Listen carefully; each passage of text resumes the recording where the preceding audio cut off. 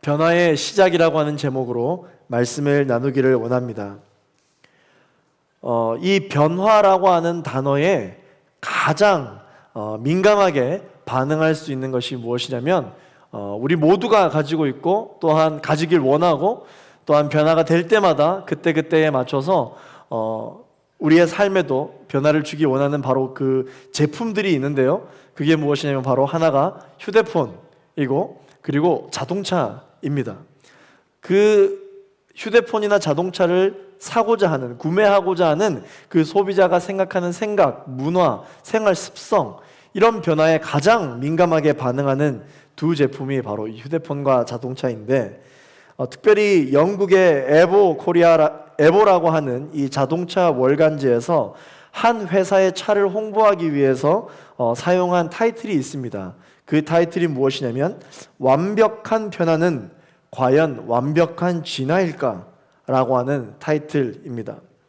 자동차에게 있어서 완벽한 변화는 바로 그때그때 사람들이 필요로 하는, 불편해하는 것을 해소시켜주는 정도의 변화가 아니라 바로 이 변화로 인한 일상의 만족감을 주는 것, 그것이 바로 이 차다, 이렇게 광고를 하는 문구를 제가 한번 본 적이 있습니다. 이 글에서 이야기하는 것은 무엇일까요? 많은 차들이 새롭게 나오는데 이 차들을 홍보하기 위해서 이 문구에서 차별을 둔 것은 바로 소비자들의 바로 필요한 점이었습니다. 보통은 새로운 차가 나오면 고급스러운 디자인, 그리고 그 디자인이 자신의 품격을 높여준다라고 하는 어떤 이러한 의미의 홍보를 많이 하죠. 또한 연비가 어떻고 또 내구성이 어떠며 또 가성비 등 겉으로 보여지는 것에 대해 홍보하는 것이 보통 새로운 신차의 이 홍보 주안점입니다. 그러나 이 새로운 자동차, 어떤 한 회사에서 나오는 이 자동차를 홍보하기 위해서는 이 편리함의 수준을 넘어서는 어떠한 변화를 지적해야 되겠다라고 생각을 했던 것이죠. 그것이 무엇이냐면 바로 이 자동차가 있어야 할 이유에 대해서 이야기한 것입니다. 그것은 바로 이 자동차가 사람을 변화시켜주는 것이 아니라 이 자동차가 사람들에게 있어야 할 그 본질을 짚은 문구입니다. 저와 여러분도 우리가 삶을 살아갈 때 우리의 삶이 만족스럽지 않을 때가 있죠. 변화를 원할 때가 많이 있습니다. 그래서 이런 생각을 합니다. 돈만 있으면 내 삶이 변할 텐데, 안정적인 직장만 있다면 내 삶이 변할 텐데, 결혼만 한다면 내 삶이 변할 텐데, 어떤 우리의 삶에 내가 원하는 필요들이 있습니다. 그래서 그 필요만 채워진다면 내 삶이 분명 변할 텐데, 그런 생각을 모두가 하고 있는 것이죠. 그렇지 않다라고 우리가 어떤 도덕적인 그러한 대답으로 말씀하신다고 해도, 그럼 내 삶에 어디가 변해야 내 삶의 온전한 변화가 이루어질 것인가? 라고 하는 질문에 대한 대답을 아는 사람은 그렇게 많지 않습니다. 오늘 본문을 보시면요, 바울 스스로 자신의 인생이 완전히 변화됐다라고 이야기를 하고 있습니다. 이전과 같지 않은 그러한 인생을 내가 살고 있다 라며 변화되게 된 그 사건을 소개하고 있는데요, 바울은 어떻게 자신의 인생이 완전히 변화될 수 있었는가? 오늘 본문을 통해서 살펴보려고 합니다. 또 하나의 예를 제가 더 여러분들에게 이야기를 하기를 원하는데요, 진화론의 창시자인 이 찰스 다윈에게 얽혀있는 재미있는 일화가 하나 있습니다. 다윈은 1833년 진화론을 발표했습니다. 최초의 단세포 생물이 진화해서 고등동물이 되고 인간으로 진화했다 라고 하는 이 이론을 발표하게 됐죠. 그러나 이 이론을 발표했으나 다윗의 진화론에 있어서 가장 치명적인 어떠한 단점이 있었습니다. 이것이 완벽한 이론이라는 것을 입증하기에 무리가 있었다라고 하는 어떤 그런 그것을 입증할 만한 무언가가 절실히 필요했습니다. 그게 무엇이냐면 지금까지도 이것을 필요로 하고 밝히기를 원하는 바로 중간 단계였습니다.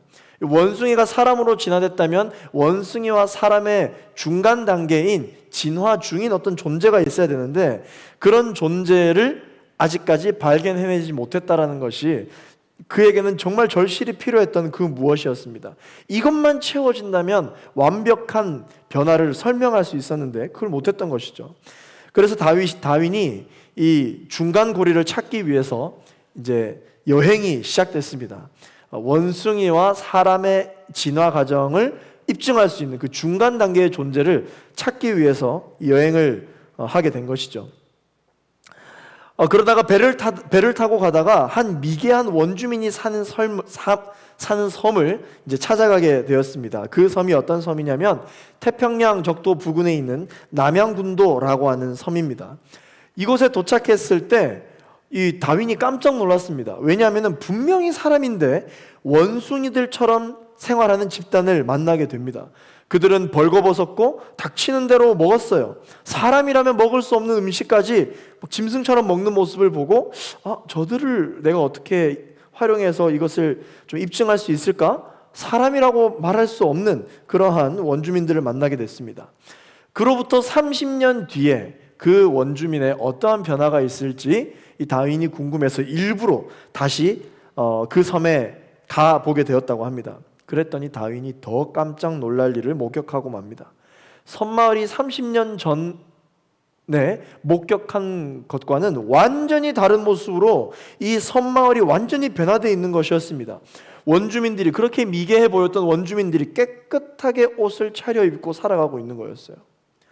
도대체 어떻게 이런 일이 있었는지를 알아봤더니 그 섬마을에 교회가 생겼다는 것이죠. 교회당이 세워졌고 주민들이 교회당에 모여서 예배드리고 찬송하기 시작한 순간부터 그 마을은 완전히 변화됐다라고 합니다. 그 섬마을을 변화시킨 사람이 누군가라고 해서 알아봤더니 바로 존 페이튼이라고 하는 선교사님이었습니다. 이 존 페이튼 선교사님의 이 원주민 부족을 변화시킨 일화는 굉장히 유명한 일화로 그 당시에도 소개가 되었었는데요. 그들은 더 이상 미개한 원주민이 아니었습니다. 문명인이 되었습니다. 훌륭한 하나님의 사람이 되었어요. 그리고 다윈은 깜짝 놀라서 그 길로 돌아가자마자 런던에 있는 선교협회에 이 남양군도 선교를 위한 엄청난 금액의 헌금을 냈다라고 하는 그러한 기록이 있습니다. 여러분, 사람은 절대로 저절로 변화되는 존재가 아닙니다. 사람의 변화, 여러 가지 변화가 있겠지만 그 중에서도 완전한 변화는 무엇입니까? 오직 예수 그리스도를 구주로 영접하고 내 마음에 모셔드릴 때 그의 사람 가운데 나타나는 전인격적인 변화, 전인격적인 구원의 역사가 사람에게 나타나는 것이죠. 그렇다면 예수님을 만나면 사람에게 어떠한 변화가 구체적으로 일어나게 될까요? 바울이 경험한 그 변화를 가지고 오늘 제가 4가지 변화를 한번 소개해 드리도록 하겠습니다. 첫 번째, 예수님을 만나면 과거의 상처가 흔적으로 바뀌게 된다라고 하는 것이죠. 여러분, 오늘 이 갈라디아서에서 등장하는 이 바울, 이 사도 바울이 예수님을 만나기 전에는 어떤 사람이었을까요? 여러분들 잘 아시는 대로 이 바울은 자신이 하는 일에 대해서는 아주 열성이 있는 사람이었습니다. 그 누가 뭐래도 주변에서 바울이 하는 어떤 추진하고 있는 일에 대해서 과하다, 그렇게까지 안 해도 된다라고 이야기할 정도로 자신이 하는 일에 대해서는 아주 열성이 있었던 그런 사람이었습니다.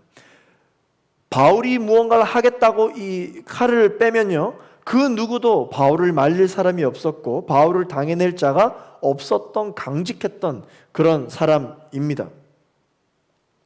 그렇다면 바울은 무슨 일을 하는 사람이었을까요? 바울은 예수님을 그리스도로 믿는 사람들을 신성모독죄로 고발하고 처벌하는 일에 앞장섰던 사람입니다. 이러한 일을 했던 사람이 바로 바울입니다. 심지어 바울은 어떤 그러한 강직한 성향만 있었던 것이 아니라 굉장히 똑똑했던 사람입니다. 바울은 유대교와 율법에 대한 학식도 매우 뛰어났기 때문에 바울과 또한 바울이 하는 일에 대하여 반대하고자 했던 어떠한 사람과 교리 설전이 벌어지게 되면 모두가 바울이 승리할 정도로 바울은 배운 지식이 굉장히 많았던 사람입니다. 그래서 예수님을 믿겠다고 결정했었던 유대인들조차 바울을 만나게 되면 예수님을 믿지 않겠다라고 이야기하게 만들 정도로 바울은 이렇게 강직했던 사람이었고 자신이 하는 일에 대해서 굉장히 열성을 가지고 있었던 사람입니다. 그런데 이 바울이 예수님을 만나게 되면서 완전히 180도 변화되게 됩니다. 어떻게요? 예수를 믿는 사람을 옥에 가두던 사람이 예수를 믿지 않는 사람에게 예수님을 전하는 사람으로 변화되게 된 것이죠. 오늘 본문 13절부터 14절까지 있는 말씀을 같이 한번 읽어보겠습니다. 시작. 내가 전에 유대교에 있을 때 한 행위에 관해 여러분이 이미 들었을 것입니다. 나는 하나님의 교회를 몹시 핍박했고 파괴하려고 했습니다. 나는 내 동족 가운데 나와 나이가 같은 또래의 많은 사람들보다 유대교를 믿는 데 앞장섰으며 내 조상들의 전통에 대해서도 매우 열성적이었습니다. 자, 여러분, 이 말은 지금 현재 복음을 전하는 바울에게 있어서는 상처가 될 수 있는 말입니다. 남에게 떳떳하게 이야기할 수 없는 과거의 이야기입니다. 그럼에도 불구하고 바울은 바울 스스로 자신의 입으로 내가 예전에 어떤 사람이었는지를 이야기한다라고 하는 것은 매우 수치스럽고 숨기고 싶은 얘기고 치욕스러울 수 있는 이야기인데 어떻게 바울은 변화됐기에 감추어야 할 치부를 아무렇지 않게 이야기를 할 수 있는 것일까요? 그 상처가 이제는 바울에게는 상처가 되지 않기 때문이겠죠? 과거의 상처가 여러분 혹시 있으십니까? 여러분들도 바로 어제 칼에 베었거나 어제 어떤 마음의 상처가 있을 수 있죠. 그것이 아물기 전에 그 상처를 건드리면 어떻습니까? 데미지를 입습니다. 아파요. 건드리지 않기를 원하는 마음이 있습니다. 그러나 상처가 난 부위여도 건드려도 괜찮을 때는 언제입니까? 상처가 아물고 흉터가 졌을 때, 그때는 건드려도 아무렇지 않습니다. 전혀 아프지 않아요. 마찬가지 바울에게 있어서는 자신의 예전의 과거의 모습이, 과거의 자신의 행위가 그에게 있어서는 드러내고 싶지 않은 부끄러운 상처일 텐데, 이렇게 드러낼 수 있는 이유는 바로 예수님께서 바울의 그 과거의 문제를 용서해 주셨고 그 문제는 더 이상 문제 삼지 않으시고 완전히 해결된 일이기 때문에 바울에게는 이것이 가능했던 것입니다. 그러므로 예수님을 만나면 더 이상 과거에 얽매이지 않게 됩니다. 내가 예전에 이랬는데, 내가 예전에 실패했는데, 내가 예전에 잘못했는데, 내가 예전에 이 똑같은 일을 이겨내지 못했었는데, 그런 과거에 얽매이지 않게 됩니다. 왜냐하면 예수님을 만나면 예수님은 우리의 과거의 인생에 빨간 줄을 그어주셔서 해결해 주신 분일 뿐만 아니라 완전히 그 문제를 삭제해 주시는 분이시기 때문에 그렇습니다. 고린도후서 5장 16절부터 17절까지 있는 말씀을 함께 읽어보겠습니다. 시작. 그러므로 이제부터는 우리가 아무도 육체를 따라 알려고 하지 않습니다. 전에는 우리가 그리스도를 육체를 따라 알았으나 이제는 더 이상 그렇게 알지 않습니다. 그러므로 누구든지 그리스도 안에 있으면 새로운 피조물입니다. 옛것은 지나갔으니 보십시오, 새 것이 됐습니다.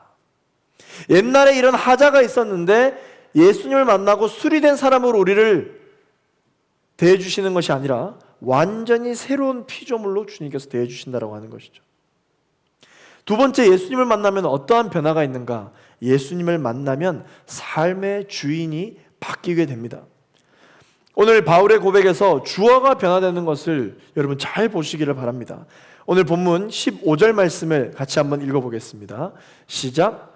그러나 어머니의 태에서부터 나를 따로 세우시고 은혜로 나를 부르신 하나님께서. 자, 여러분 이 15절 말씀에 그러나라고 하고 있습니다. 여러분 이 그러나가 무슨 말입니까? 이전과 나는 다르다 라고 하는 뜻이죠. 어떻게 다릅니까? 자신의 존재 자체를 나의 인생, 내 인생이 어떻고 저쩌고 이렇게 이야기하지 않고 바울의 인생을 표현하는 주어가 바뀌게 됩니다. 나의 인생이 아니라 나를 부르신 하나님의 인생이 어떻고 저쩌고 이렇게 다르게 표현하고 있어요. 이와 같이 바울처럼 예수님을 만나면 인생의 주체가 달라지게 됩니다. 인생의 주인이 바뀌는 것이죠.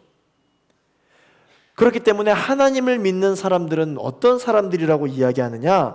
하나님의 사람들은 그의 입술로 말하고 표현하는 모든 주어가 나에게서부터 하나님으로 바뀌는 사람들입니다. 우리가 보통 어떻게 이야기합니까? 오늘 나의 하루가 시작되었다. 나는 행복하다. 나는 기쁘다. 나는 오늘도 출근한다. 나는 언제 결혼한다.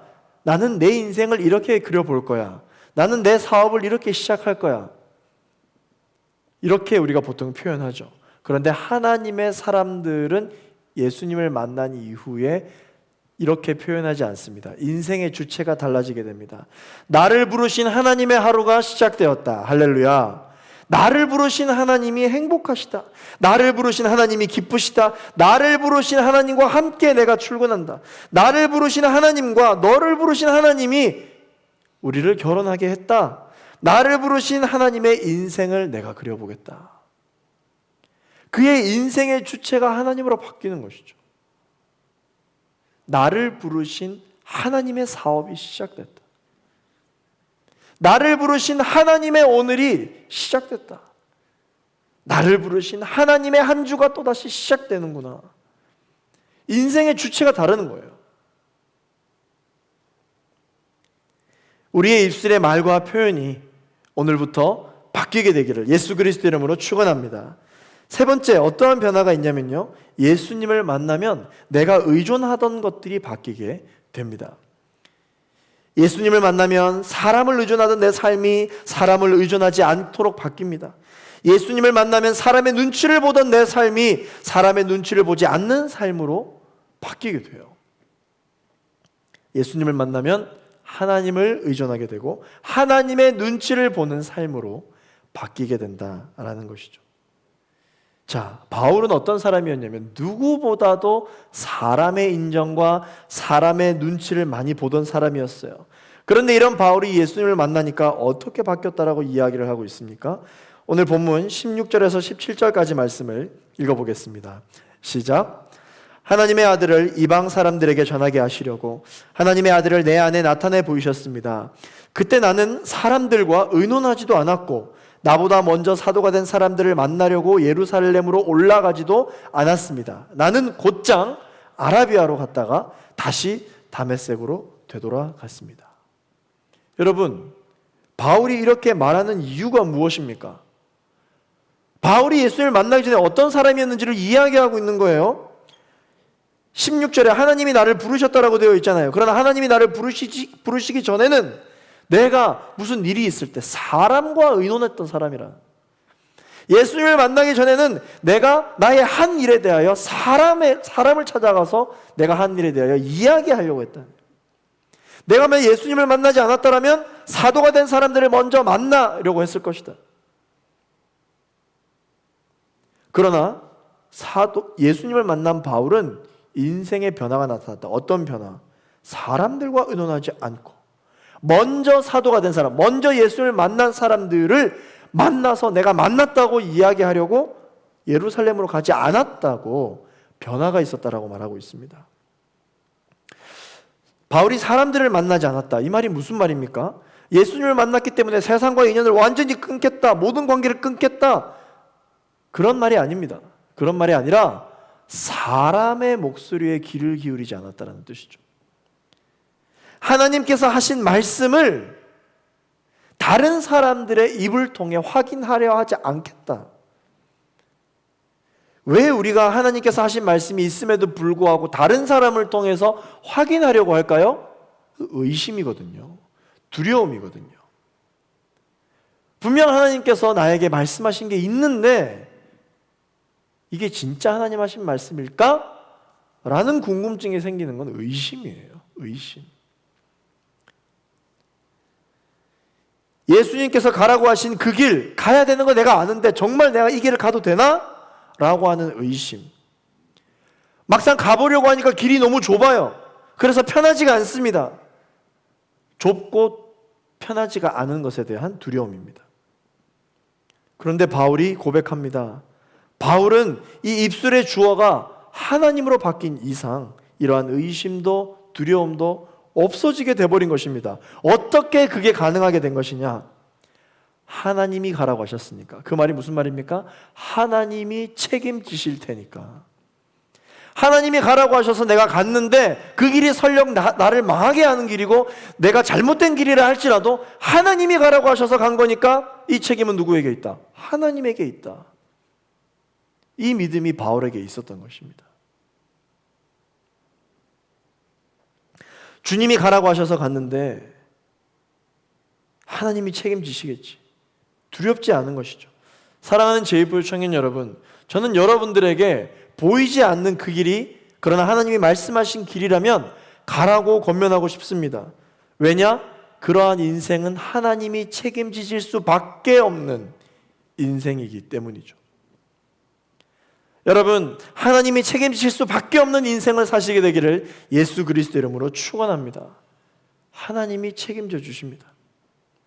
하나님을 의지하고 담대하게 말씀에 순종할 수 있는 믿음을 여러분 기도할 때 한 걸음 한 걸음 갈 때마다 주실 줄로 믿습니다. 끝으로 예수님을 만나면 어떤 삶의 변화가 있느냐? 예수님을 만나면 삶의 목적이 바뀝니다. 바울은 예수님을 만나고 3년 후에 예루살렘에서 베드로 사도와 주님 형제 야고보 두 사람만을 만났다라고 그렇게 이야기하고 있습니다. 여러분 생각해 보세요. 베드로의 성향이 어떻습니까? 본인이 한 일을 많은 사람들에게 인정받으려고 막 열성 있게 이야기하던 사람이었습니다. 그런 사람이 예수님을 만났습니다. 그러면 어땠을까요? 이미 예수님을 만난 사람들을 많이 만나서 찾아가서 보라고 내가 예수님을 만났다고 이렇게 이야기하는 게 바울의 원래 성향이었습니다. 그런데 오늘 바울은 본문에 뭐라고 이야기하고 있는지 아십니까? 많은 사도를 만나려 하지 않았다라는 것입니다. 그 말이 무슨 말입니까? 완전히 그의 성향마저도 달라졌다라는 것입니다. 믿는 사람들에게 가서 내가 예수님을 만났어. 아유 환영합니다. 칭찬합니다. 아유 저 이제 예수님을 만나셨군요. 이런 박수를 받기 위해서 믿는 사람들에게 가서 내가 예수님을 만났다라고 이야기하지 않고 곧장 예수님을 믿지 않는 사람들에게 가서 내가 예수님을 만났어. 내가 예수님을 만났어. 내가 어떤 사람인지 아시오? 내가 이런 사람이요. 라고 이야기하는 사람으로 완전히 달라진 모습을 볼 수 있습니다. 우리는 보통 이렇게 이야기하죠. 보세요. 저 기도응답 받았어요. 보세요. 제가 예수님을 만났어요. 이것을 믿는 사람들에게 가서 보다 많은 사람들을 만나서 이야기하려고 하는 것은 적어도 바울에게 있어서는 이것이 하나님의 영광을 드러내려 하기보다 칭찬을 받고 격려를 받으려고 하는 자신의 성향이었다라는 것을 이야기하고 있는 것입니다. 그래서 많이 만나지 않고 딱 두 사람만 만났다라고 그렇게 기록하고 있죠. 오늘 본문 18절부터 19절까지 말씀을 읽어보겠습니다. 시작. 3년 뒤 나는 게바를 만나려고 예루살렘으로 올라가서 그와 함께 15일을 지냈습니다. 그리고 사도들 가운데 주의 형제 야고보 외에는 어느 누구도 만나지 않았습니다. 이 게바는 베드로를 뜻하는 것입니다. 베드로와 야고보 이 두 사람만을 만났던 것이죠. 하나님이 이 바울이 가지고 있었던 부족함마저도 예수님을 만난 이후에 완전히 변화시키신 것입니다. 왜냐하면 이제 바울은 인생의 목적이 사람이 아니거든요. 그의 인생의 목적은 하나님, 예수님이거든요. 사람들이 자신이 얼마나 칭찬받을 만한 일을 했는지, 얼마나 인정해 주는지 이제 바울에게는 그것이 중요하지 않게 되었습니다. 바울에게 중요한 것은 하나님이 이 일을 보시고 얼마나 칭찬하시는지, 하나님이 나를 얼마나 인정해 주시는지, 이 인정의 목적, 삶의 목적이 바뀐 것이에요. 그래서 바울에게는 예수님과 또한 동역자 2명이면 충분했던 것입니다. 여러분, 여러분들의 삶의 목적은 무엇입니까? 직장을 다니고 여러분이 이루고자 하는 꿈을 위해 달려가는 이유가 무엇입니까? 얼마나 많은 사람들이 여러분들의 아픔과 여러분들의 도전과 여러분들의 성공을 인정하고 박수를 쳐주기를 원하십니까? 하나님의 사람들은 어떤 사람들이냐? 하나님께서 쳐주시는 박수, 그거 받으려고 신앙생활하는 사람이 하나님의 사람입니다. 사람을 의지하면 한계가 생깁니다. 어떤 한계일까요? 사람이라고 하는 한계입니다. 그렇기 때문에 사람을 의지했기 때문에 내가 비록 하나님의 일을 하면서도 주변에 자신을 인정해 주는 사람이 없어지게 되면 그 일을 더 이상 할 수 없게 돼요. 한계가 생겨버리고 마는 것이죠. 그러나 여러분, 하나님을 의지해 보십시오. 하나님을 의지하면 한계가 사라집니다. 하나님은 무슨 일이 있어도 우리를 떠나시지 않으시기 때문이시죠. 무슨 일이 있어도 우리를 고아와 같이 내버려 두지 않으시겠다고 말씀하신 분이시죠. 그렇기 때문에 하나님을 의지하면 하나님이 항상 계시기 때문에 우리는 어떤 일이 있어도 이 일을 계속할 수 있는 것입니다. 내 형편이 좋지 않을 때, 사람들이 나를 도와주지 않을 때 낙심하지 마시고 예수 그리스도의 이름으로 내 삶의 목적을 하나님에 두시게 되기를 예수 그리스도의 이름으로 축원합니다. 하나님이 반드시 하나님께 부르짖는 저와 여러분을 도와주시겠다고 이야기하셨습니다. 왜? 하나님이 우리를 부르셨기 때문이죠. 바울은 이제 자신의 과거를 전혀 모르는 시리아와 길리기아 지방 사람들을 만나러 가게 됐다고 이야기를 하고 있습니다. 거기서 복음을 전하게 됩니다. 오늘 본문 21절과 22절 말씀 읽어보겠습니다. 시작. 그 후 나는 시리아와 길리기아 지방으로 갔습니다. 그래서 내 얼굴이 그리스도 안에 있는 유대의 교회들에게는 알려지지 않았습니다. 바울이라면 바울이 누군지를 아는 사람에게 갔을 것입니다. 그러나 이 바울은 예수님을 만난 이후에 시리아와 길리기아 지방으로 갔다고 합니다. 거기에는 자신이 누군지, 자신이 얼마나 똑똑하고 얼마나 위대한 업적을 남기는 사람인지를 모르는 사람들이 있는 지방으로 갔다. 옛날 같았으면 바울은 그곳에서 일을 계속할 수 없었을 것입니다. 그러나 바울은 이곳에서 하나님의 일을 감당했습니다. 변화를 받은 것이죠. 그의 삶의 목적이 바뀐 것입니다. 그래서 가능했던 것입니다. 조금도 흔들림 없는 바울의 모습을 우리가 볼 수 있는 것이죠. 이로 인해서 바울의 부르심과 사명은 오히려 더 분명하게 우리는 정말 바울이 많이 변했구나 라는 것을 확인할 수 있게 됩니다. 이제 바울은 무엇을 위해 살아가야 할지, 무엇을 바라고 일해야 할지를 알게 된 것이죠. 오늘 본문 끝으로 23절과 24절까지 있는 말씀을 함께 읽어보도록 하겠습니다. 시작. 다만 그들은 전에 우리를 핍박하던 사람이 지금은 전에 그가 파괴하려고 하던 그 믿음을 전하고 있다는 소문을 듣고 나로 인해 하나님께 영광을 돌렸습니다. 아멘. 바울의 목적은 자신의 이름이 드러나는 것이 아니라 자신의 상처를 드러내서라도 하나님의 영광을 위한 일이 바울의 목적이 되었어요. 자, 여러분들 스스로 한번 가슴에 손을 올리고 생각을 해보십시오. 하나님의 영광을 드러내기 위해서라면 나의 상처와 나의 과거를 드러낼 수 있나? 바울에게는 이러한 치부까지도 하나님의 영광을 위해 사용하실 것이라 마음껏 사용하시라고 이야기할 정도로 완벽히 치유됐어요. 완벽히 회복됐고 완전히 변화되었습니다. 사랑하는 제2포유 청년 여러분, 바울처럼 예수님을 날마다 경험하는 인생을 사시게 되기를 예수 그리스도 이름으로 축원합니다. 성령님과 날마다 충만하게 그 은혜를 덧입는 삶을 사시게 되기를 예수 그리스도 이름으로 축원합니다. 복음이 무엇이냐면요, 복음은 그 복음으로 인해서 보상을 기대하는 것도 내 인생의 피로를 채우는 수단이 복음이 아닙니다. 복음은 우리의 죄책감을 자극해서 헌신하게 만드는 게 복음이 아닙니다. 복음은 나를 향한 하나님의 사랑에 반응하는 그 자체입니다. 그저 그 사랑에 반응하는 것이 바로 복음입니다. 그 사랑 때문에 내 인생에 변화가 일어나는 것이죠.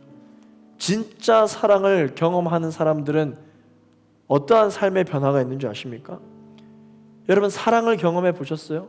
정말 나만을 사랑해주는 누군가의 사랑을 경험해 보셨습니까? 그때 나에게 어떤 변화가 있습니까? 가슴이 뜨거워집니다. 삶을 살아갈 이유가 생기게 됩니다. 감동을 받아서 눈물이 나게 돼요. 늘 앉아 있었고 늘 주저앉아 있었고 일어날 이유가 없었던 내가 진짜 사랑을 경험하게 되면 일어나게 됩니다. 어떤 일이든 할 수 있게 됩니다. 좌절하지 않게 됩니다. 의지가 생깁니다. 버텨낼 수 있는 이유가 생기고 버텨낼 수 있는 용기가 생기게 되고 행복한 마음에 들게 돼요. 이것은 진정한 사랑을 경험한 사람의 당연한 반응입니다. 하나님의 사랑을 향한 온전한 반응, 그게 복음입니다. 그것이 우리를 오늘을 살게 하는 것이죠. 이 모든 복음에 대한 반응이 바로 저와 여러분을 부르신 하나님의 사랑 이야기, 이 십자가의 스토리, 예수 그리스도의 사랑 이야기 안에 이 모든 우리의 인생의 호흡과 우리의 인생의 목적과 우리의 인생을 살아가는 이유가 이 안에 담겨 있는 줄로 믿습니다. 그렇게 고백하신 우리 청년분들, 이 시간 우리 말씀을 기억하면서 함께 찬양하고 우리 기도하며 나아가기를 원하는데요, 우리 주사랑이 나를 숨쉬게 해, 우리 찬양이 있습니다. 우리 이 찬양을 함께 하시고 말씀을 기억하면서 함께 기도하기를 원합니다. 주사랑이 나를 숨쉬게 해, 주사랑이 나를 숨쉬게 해, 세상 그 어떤 어려움 속에도 주 은혜로 나를 돌보시며 세상 끝날까지 지켜주시네. 주 사랑이 나를 이끄시네. 주 사랑이 나를 이끄시네. 내가 갈 수 없는 그곳으로 주의 사랑 나를 붙드시며 세상 끝날까지 인도하시네. 주님만이 내 아픔 아시며 주님만이 내 맘 어루만지네. 어느 누구도 나를 향하신 주님의 사랑을 끊을 수 없네. 주님만이 내 능력이시며 주님만이 나의 구원이시네. 어느 누구도 나를 향하신 주님의 사랑을 끊을. 우리 시간 차례에서 일어나셔서 주 사랑이 나를 숨쉬게 해, 주 사랑이 나를 숨쉬게 해, 세상 그 어떤 어려움 속에도 주 은혜로 나를 돌보시며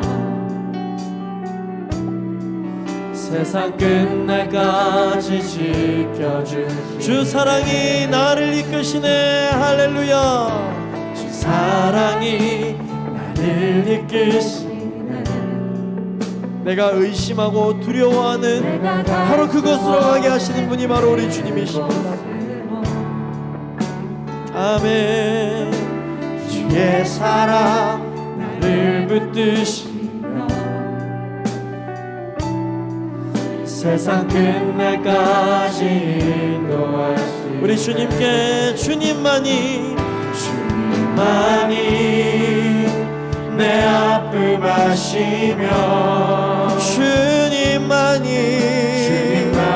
내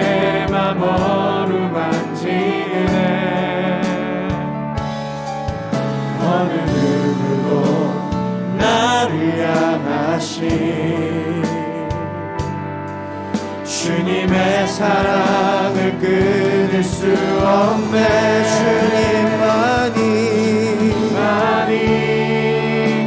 내 능력이시며 주님만이 나의 구원이시네.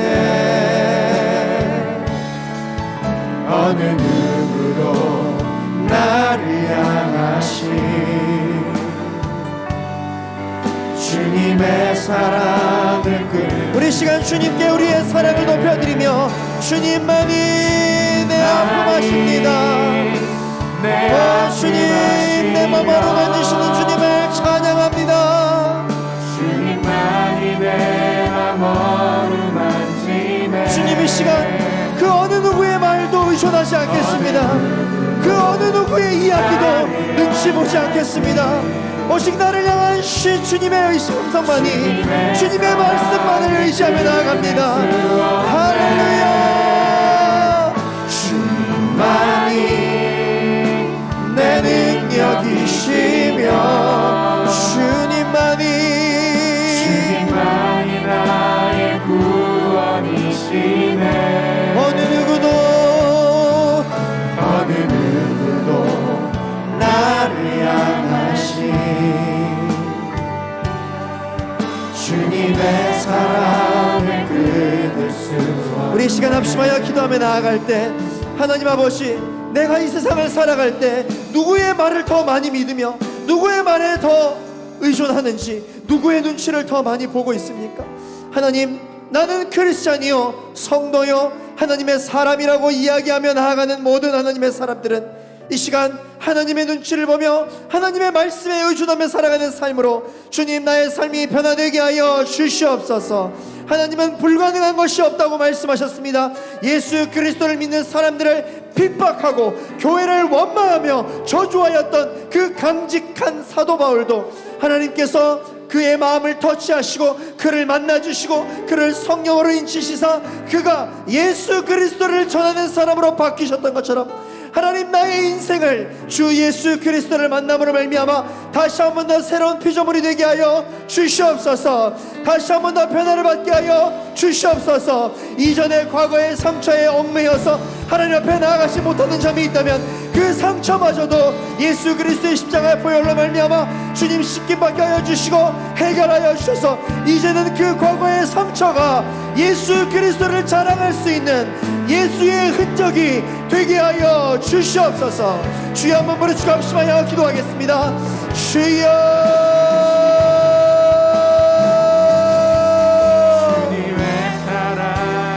거룩하신 주님, 하나님의 말씀을 의지하며 나아갑니다. 거룩하신 주님, 나의 삶의 어떤 것도 아버지 하나님 주님보다 능력이지 않으시며 주님보다 내 인생이 아버지 하나님 중요하지 않음을 고백하며 나아갑니다. 아버지 하나님, 하나님만이 나의 구원이심을, 하나님만이 나의 능력이심을 이 시간 다시 한번 선포하며 나아가오니 아버지 하나님 그 이 세상의 그 어떠한 말도 아버지 하나님의 말씀보다 아버지 나를 움직이지 못하게 함을 아버지 이 시간 고백하며 나아갑니다. 하나님만의 말씀을 붙들게 하여 주옵소서. 아버지 그 어떠한 삶의 환경도 나를 흔들지 못함을 이 시간 고백하며 나아가오니 주님, 나의 입술의 모든 말과 주를 향한 독상이 하나님께 연락될 수 있는 귀한 말들이 아버지를 선포되어 줄 수 있도록 주님 역사하여 주시기를 간절히 바라기를 원하오니 또 성령으로 기름 부어 주시옵소서. 주님,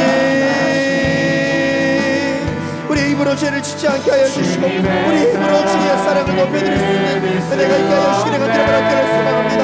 나의 입술이 교회를 세우며 나의 입술이 영혼을 살리며 나의 입술이 하나님의 일들과 하나님의 나라를 선포하는 귀한 입술로 사용되어 줄 수 있도록 주님 역사하여 주시기를 간절히 바라기를 원합니다. 주님, 내 인생을 향하여 하나님의 구원을 노래할지로다. 나의 입술이여 주를 찬양할지로다. 오 주님, 그들의 수많은 모두가 될 수 있도록 역사하여 주시옵소서. 주님, 주님의 사랑을 우리 이 시간 한 번 더 기도하며 나아갈 때 여러분들의 입술에 손을 올리고 안수하며 기도하며 나아가기를 원합니다. 하나님, 나의 입술의 모든 말과 나의 모든 묵상이 주께 연락되기를 원하나이다. 하나님, 내가 살면서 사람을 만나고 또한 직장에서 일을 하며 나의 인생을 살아갈 때 주님, 나의 입술로 죄 짓지 않게 하여 주시옵소서. 하나님, 내 입술이 교회를 세우는 입술로 사용하여 주옵소서. 하나님, 나의 입술을 바울처럼 영혼을 살리는 입술로 사용하여 주시옵소서. 하나님, 나의 입술이 이 세상을 전하는 입술이 되는 것이 아니라 하나님의 나라를 세우는 입술이 되도록 나의 입술을 사용하여 주시옵소서. 여러분들의 입술에 손을 올리고 여러분들의 입술을 이 시간 축복하고 안수하며 이 시간 선포하며 나아가게 되기를 소망합니다. 주님, 나의 말을 사용하여 주옵소서. 나의 입술을 선포하는 도구로 사용하여 주옵소서. 주여, 한 번으로 주고 기도하겠습니다. 주여,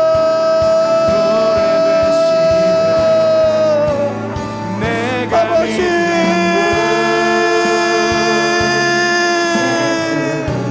주님,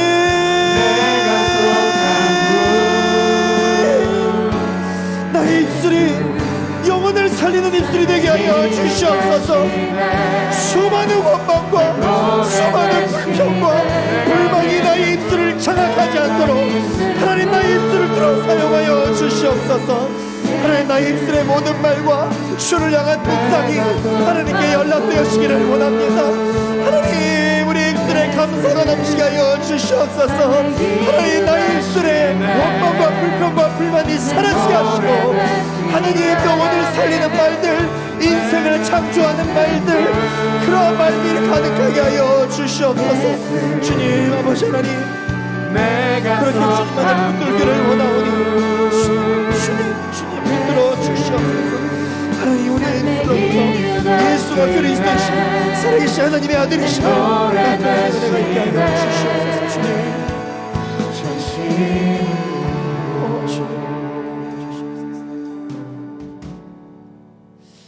하나님께서 이 세상을 창조하실 때 그 어떠한 어둠도 우리가 감히 예측할 수 없는 칠흑과 같은 그 어둠, 흑암이 깊음 위에 있다라고 표현할 정도의 그 어둠 가운데서도 하나님께서는 수면 위에 운행하시는 하나님의 영이신 성령으로 말미암아 말씀으로 이 세상을 창조하시고 빛을 만드셨던 것처럼 하나님, 우리의 인생과 우리의 삶과 내가 지금 살아가고 있는 이 시간이 흑암이 깊음 위에 있는 것과 같은 어둠의 시간이라 할지라도 하나님의 사람답게 나의 말로, 하나님의 말씀으로 이 어둠 가운데 빛을 창조하며 살아가는 우리 모두가 되게 하여 주시옵소서.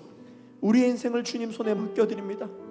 하나님, 이 세상을 창조하셨던 그 주님의 손으로 또한 나의 입술의 모든 선포로 나의 삶 가운데 빛의 인생이 될 수 있도록 역사하여 주시옵소서. 함께 찬양하겠습니다. 주님 손에 맡겨드리리. 주님 손에 맡겨드리리. 나의 삶 주님께. 아멘. 주님 손이 나의 삶 붙드네. 나 주의 것 영원히.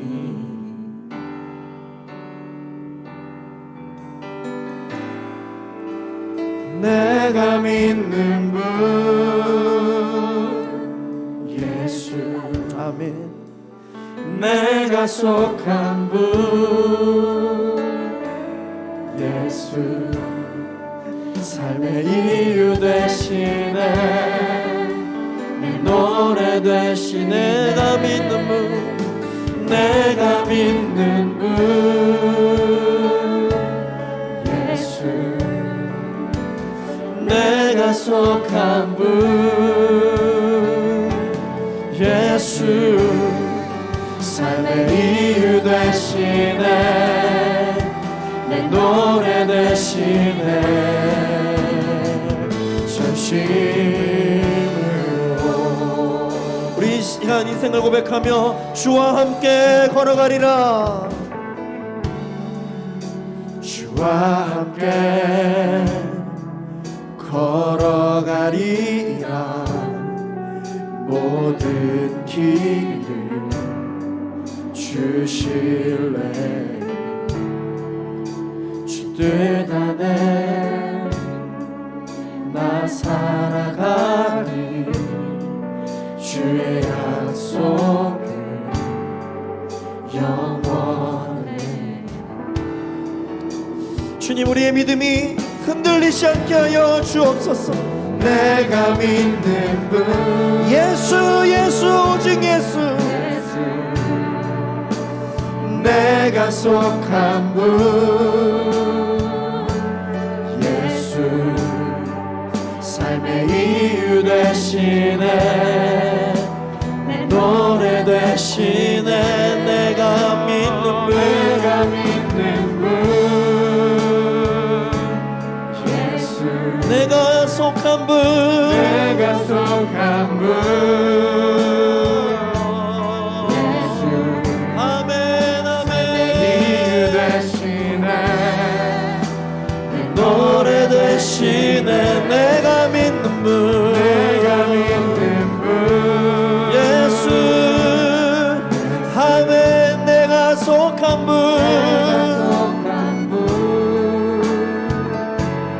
예수. 삶의 이유 되시네. 내 노래 되시네. 전심으로.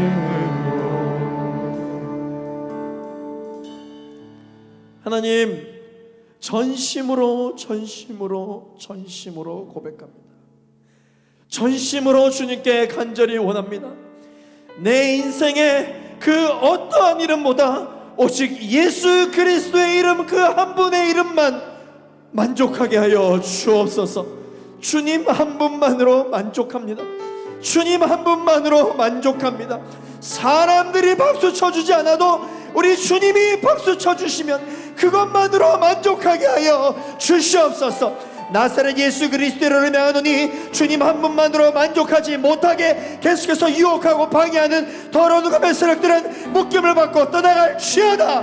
나사렛 예수 그리스도를 명하노니 우리에게 두려움을 주는 더러운 감의 세력들은 머리가 상할지어다. 나사렛 예수 그리스도 이름으로 명하노니 계속해서 우리가 하나님으로부터 벗어나게 만드는 의심을 주는 유혹의 영들이여 한 길로 왔다가 일곱 길로 도망갈지어다.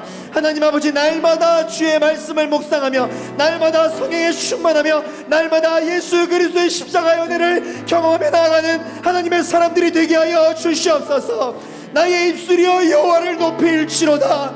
나의 입술이여 여호와를 찬양할지어다. 하나님, 나의 인생, 나를 부르신 하나님의 인생이 되게 하여 주시옵소서. 내가 출근하는 것이 아니요 하나님께서 출근하는 것입니다. 하나님, 내가 결혼하는 것이 아니요 하나님께서 나의 이 결혼과 함께 해주시는 것입니다.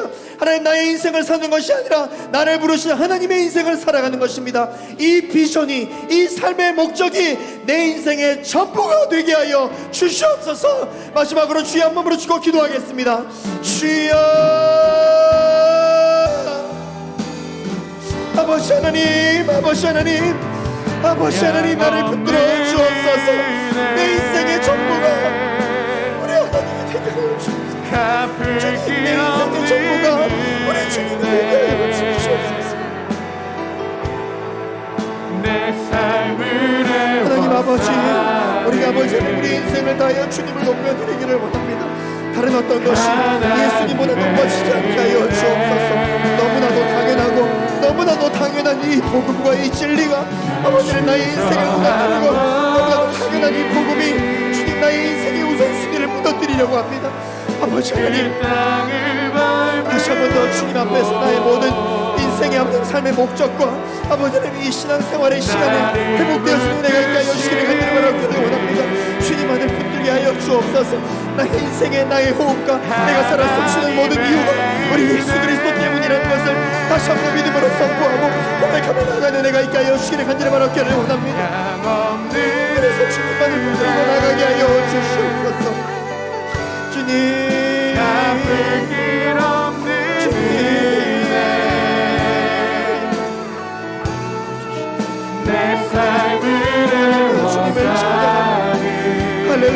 이름을 높여드립니다.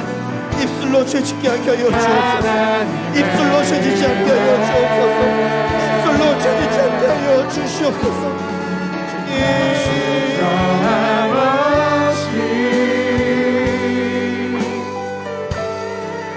그 땅을 밟음도 나를 붙드시는